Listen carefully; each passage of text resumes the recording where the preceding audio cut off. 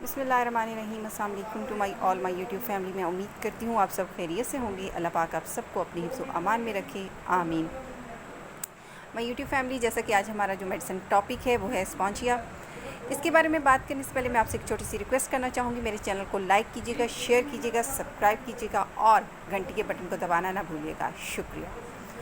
जैसा कि जो मेडिसिन है, इसके मेडिकल यूजेस पे हम बात करते हैं। ये मेडिसिन जो है, इसकी जो सिम्टम्स हैं ये ज़्यादातर जो आलात तनफ़ुस उसके मुतालिक होती हैं, जैसे कि खांसी, दिल की शिकायत वगैरह होना। इसके अलावा बच्चे जो होते हैं वो साफ़ रंगत वाले और ढीले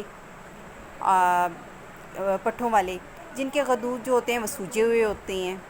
इसके अलावा ये होता है कि मेहनत करने से जिस्म जो है वो पेशेंट का निढाल हो जाता है, पेशेंट में भारीपन आता है, बेकरारी होती है, सांस की तंगी होती है, बेचैनी पाई जाती है पेशेंट